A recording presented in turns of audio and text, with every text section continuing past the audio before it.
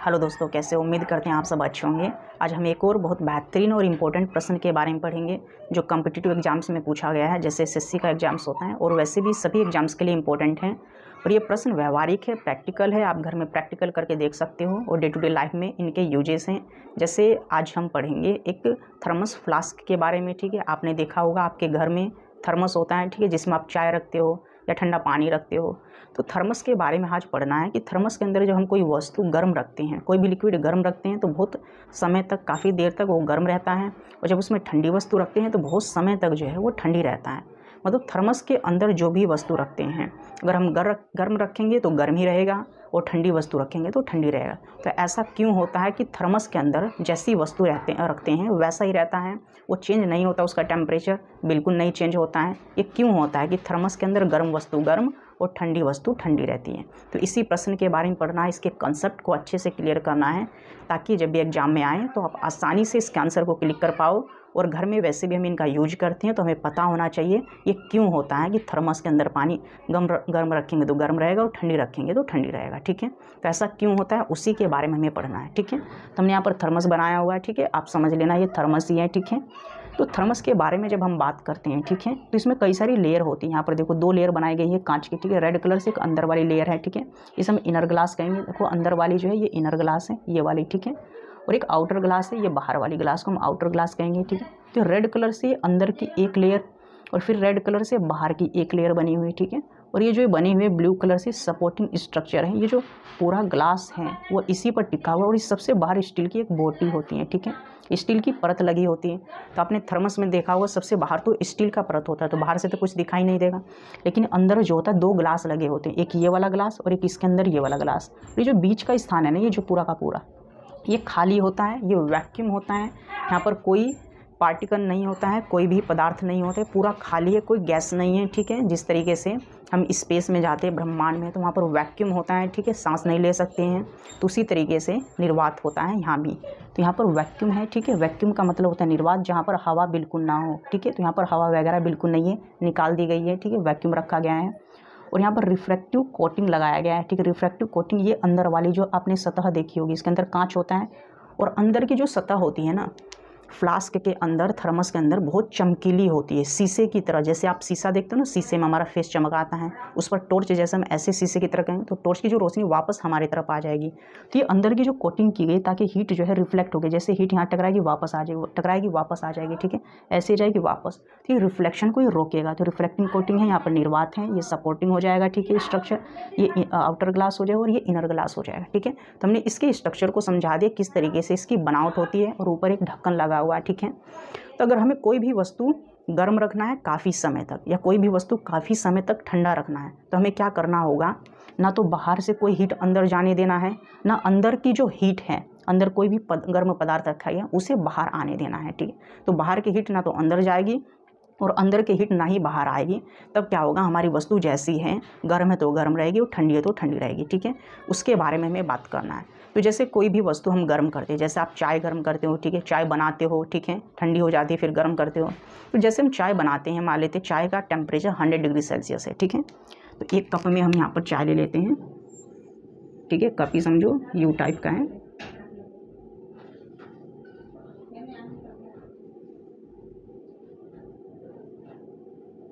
ठीक है, ये कप है, तो इसमें हम एक जब चाय बना लेते हैं, ठीक है, तो इसमें हम चाय ले लेते हैं और इस कप के अंदर जो चाय है, ठीक है, उसका टेम्परेचर जो है हम मान लेते हैं 100 डिग्री सेल्सियस है। कितना? 100 डिग्री सेल्सियस, ठीक है, और ये वातावरण में और इसके आसपास जो है गैस के बहुत सारे कण हैं, ये वायुमंडल में है, वातावरण में, ठीक है, जैसे हम हैं, ठीक है, हमारे आसपास बहुत सारी गैसें हैं। तो क्या होता है, इसकी जो हीट होती है ना, लगातार ऐसे ये निकल के जो है ये वायुमंडल में जाने लगेगी और अपने टेम्परेचर को यहाँ पर देने लगेगी। ठीक है, और यहाँ पर वायुमंडल का टेम्परेचर देंगे तो ये तो यहाँ पर तो 100 है चाय का, और वायुमंडल का जो होगा 20 या 25 डिग्री सेल्सियस का टेम्परेचर होगा। ठीक है, तो यहाँ का जो टेम्परेचर है वायुमंडल का 20 या 25 होगा और चाय का टेम्परेचर 100 है। तो आपको पता है टेम्परेचर जो होता है ना हमेशा हाई से लो की तरफ जाता है, मतलब जो कम गर्म वस्तु है उसकी तरफ चलता है। टेम्परेचर जो होता है, हीट जो होता है वो हाई से लो की तरफ जाएगा। तो चाहे बहुत ज़्यादा गर्म है तो ये अपनी हीट को जो है वातावरण में ट्रांसफ़र करेगा, और ऐसे ही जब तक ट्रांसफ़र करता रहेगा जब तक इन दोनों की जो हीट बराबर नहीं, तो जितना वातावरण का है उतना ही चाय का हो जाएगा। तब तक ये प्रोसेस चलेगा जब तक दोनों का इक्वल हीट ना हो जाए, दोनों समान तापमान पर ना आ जाए, ठीक है। तो ये समान तापमान पर जब तक ना आ जाए ऐसे ही चलेगा। तो इसीलिए वस्तुएं जो होती है वो ठंडी हो जाती है। अगर सर्दियों के मौसम की बात करें तो चाय बहुत जल्दी ठंडी होता है, क्योंकि यहाँ का जो टेम्परेचर होता है वो कम होता है सर्दियों में, तो बहुत जल्दी से इसका हीट जो है ट्रांसफ़र हो जाएगा, ठीक है। और गर्मियों में बहुत धीरे धीरे से होता है, चाय बहुत देरी में ठंडा होता है। तो कोई भी वस्तु ठंडी क्यों हो रही, वो अपनी हीट को कहीं ना कहीं ट्रांसफ़र कर रही है, तभी ठंडी हो रही है। तो यहाँ पर क्या, इसकी हीट जो है यहाँ पर जाएगा और ये ठंडी हीट तो इधर की ओर आ जाएगी, ठीक है।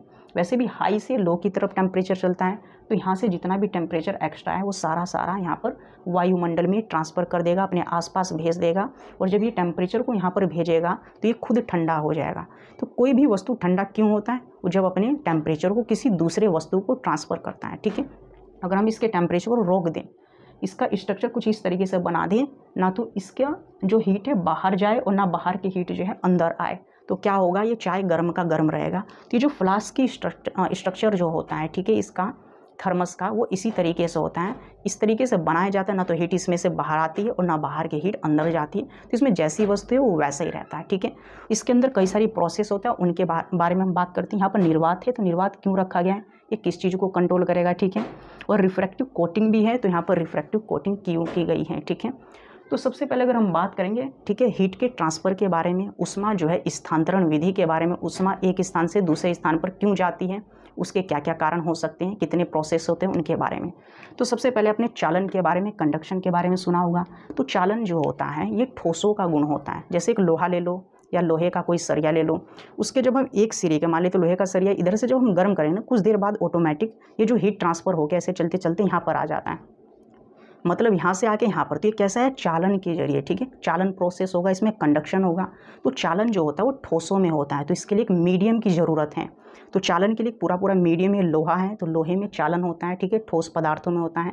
तो चालन के लिए एक मीडियम की आवश्यकता होती है। तो चालन का मतलब क्या होता है, जब इसमें परमाणु गति नहीं करते हैं, जैसे लोहा है, एक सिरा गर्म करूँगा ऑटोमेटिक दूसरा, इसका कोई भी मेटल इधर उधर मोमेंट नहीं करेगा, परमाणु इसका कोई भी मोमेंट नहीं करेगा, ठीक है।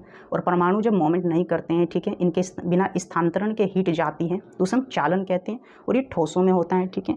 संवहन के बारे में अगर हम बात करते हैं, कन्वेक्शन के बारे में, तो ये द्रव में होता है। आपने देखा होगा जब हम पानी को गर्म करते हैं ना, तो जब पानी गर्म होगा, तो जैसे इसी में हमने मान लिया, हम पानी को जब हम गर्म करेंगे तो इसके अंदर का जो गर्म पानी है वो क्या होता है, जैसे ठंडा जो पानी है वो नीचे आएगा, गर्म होगा, फिर ऊपर जाएगा, ठीक है, इस तरीके से, ठीक है। इसमें जो ठंडा पानी ऊपर का होता है ना, वो नीचे आता है ऐसे, ये गर्म होगा, फिर ये पानी ऊपर चला जाएगा, तो इस तरीके से प्रोसेस होता है। तो इसमें क्या होता है, परमाणुओं में मोमेंट होता है, परमाणु ऊर्जा को ट्रांसफ़र करते रहते हैं, ठीक है। तो संवहन में क्या होता है, ये लिक्विड में होता है संवहन, इसके लिए भी मीडियम की ज़रूरत है। बिना मीडियम के चालन नहीं हो सकता, संवहन नहीं। चालन ठोसों में होता है, और संवहन जो होता है ये द्रवों का गुण है। अब पानी देखना, पानी उबालोगे ना तो पानी में, पूरे पानी में वाइब्रेशन होने लगता है, ठीक है, वो गति करने लगेगा, नीचे से पानी ऊपर, ऊपर से नीचे जाता है, गर्म पानी ऊपर आता है, ठंडा पानी नीचे जाता है। तो गर्म पानी ऊपर, ठंडा पानी नीचे, इसका मतलब क्या, परमाणुओं की गति से ऊष्मा का ट्रांसफ़र हो रहा है, तो उसे हम कहेंगे संवहन होता है, ठीक है। और विकिरण के बारे में अगर हम बात करते हैं, रेडिएशन के बारे में, तो रेडिएशन क्या होता है, इसमें क्या किसी माध्यम की ज़रूरत नहीं है, इसे किसी ठोस की ज़रूरत नहीं है, किसी लिक्विड की ज़रूरत नहीं। जैसे सूर्य है, सूर्य के बारे में अगर हम बात करते हैं, जैसे यहाँ पर सन है, ठीक है, सन का प्रकाश जो है वो पृथ्वी तक आ रहा है, तो यहाँ पर जो है पूरा का पूरा वैक्यूम होता है, ठीक है।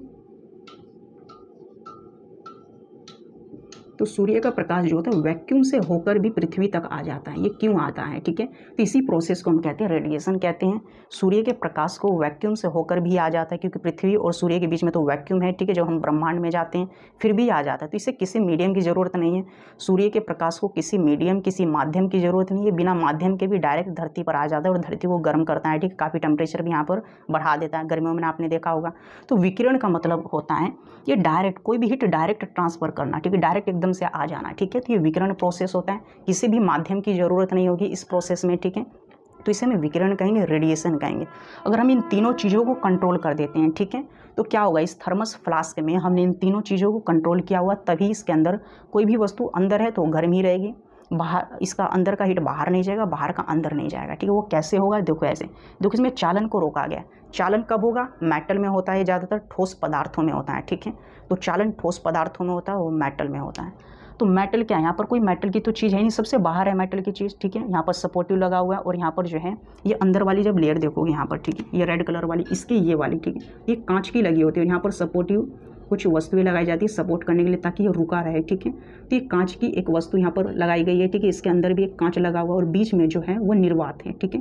तो क्या होगा, जैसे यहाँ से जब हीट अंदर की तरफ जाएगी तो यहाँ तो निर्वात है और निर्वात से ये पार अंदर जा ही नहीं सकती, यहाँ पर जा ही नहीं सकती। तो निर्वात से जब नहीं जाएगी तो ये चालन जो प्रोसेस है कैंसिल हो जाएगा, ये तो होगा ही नहीं, ठीक है। तो चालन प्रक्रिया अंदर जा ही नहीं सकता और अंदर की जो हीट है ना ये भी इधर की तरफ नहीं आएगी, ठीक है, क्योंकि यहाँ पर तो निर्वात है, तो ये भी निर्वात में नहीं आ सकता है, ठीक है। तो यहाँ ना तो अंदर से चालन होगा ना बाहर से, तो चालन की प्रक्रिया तो रुक गई, ठीक है, क्योंकि ठोसों का गुण होता है, ठीक है। यहाँ पर मेटल वगैरह नहीं है जो मेटल से मेटल, ठीक है, टच करके चालन हो जाएगा, ठीक है, क्योंकि यहाँ पर वैक्यूम है, हवा निर्वात है, ठीक है, और निर्वात है तो यहाँ पर हीट नहीं जा पाएगी। यहाँ पर केवल एक ही प्रोसेस हो सकता है, वो रेडिएशन होता है, और रेडिएशन को भी कंट्रोल किया गया, वो कैसे उसे देखना। देखो संवहन के बारे में ये जो होता है द्रवों में होता है, तो संवहन जो है द्रव में कैसे होता है, जैसे किसी पानी को गर्म करेंगे तो नीचे वाला पानी, गर्म पानी ऊपर चला जाएगा, ठंडा पानी नीचे आएगा, तो इस तरीके से चलता रहता है। तो ये संवहन को भी रोक दिया गया, संवहन जो ये भी नहीं होगा। तो संवहन के बारे में, जैसे अंदर का जो लिक्विड है तो उसका जो हीट है ये भी बाहर नहीं जा सकता, ठीक है, तो हीट भी बाहर नहीं जा सकता, तो संवहन वाला भी कैंसिल हो जाएगा, ठीक है।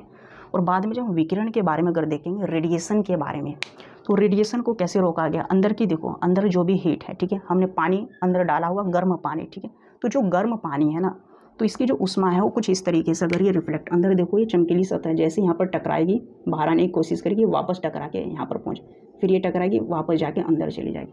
तो इस तरीके से यहाँ पर रिफ्लेक्टिव कोटिंग है, तो रिफ्लेक्शन को कंट्रोल कर दिया जाएगा, रिफ्लेक्शन अंदर ही होता रहेगा और बाहर कुछ भी नहीं आएगा, ठीक है। तो इसमें जो है ना तो चालन होगा, ना संवहन होगा और ना विकिरण होगा। तो कुल मिला जिला के हैं, चालन को कंट्रोल किया गया है, संवहन को भी और विकिरण को भी। मतलब ना तो हीट वायुमंडल से अंदर जा पाएगी, ना तो हीट यहाँ से बाहर से अंदर जाएगी, और ना अंदर की हीट थोड़ी सी भी बाहर आएगी। जब उष्मा का आदान प्रदान जीरो होगा, ना तो हीट अंदर जा रही है और ना ही बाहर आ रही है, तो अंदर जैसी वस्तु होगी वो वैसी रहेगी। अगर गर्म वस्तु है तो गर्म रहेगी, और ठंडी वस्तु है तो ठंडी रहेगी, ठीक है। तो उम्मीद करते हैं ये बातें आपके समझ में आ चुकी हैं। और इस प्रोसेस को हम कहते हैं रुद्धोष्म प्रक्रम, एडियाबेटिक प्रोसेस कहते हैं, ठीक है। तो इसमें क्या होता है, किसी वस्तु और निकाय, ठीक है, कोई भी वस्तु है और वातावरण, वस्तु का मतलब निकाय हो गया कोई भी, ठीक है, कोई भी वस्तु और वातावरण के बीच जब उष्मा का आदान प्रदान शून्य होता है, बिल्कुल उष्मा का आदान प्रदान नहीं होता है, ठीक है, तो उस प्रोसेस को एडियाबेटिक प्रोसेस कहते हैं, और यही प्रोसेस होता है, ठीक है। तो इसके अंदर जैसी भी वस्तु रहेगी वो वैसी रहेगी, ना तो अंदर की हीट बाहर, ना बाहर से हीट अंदर जाएगी।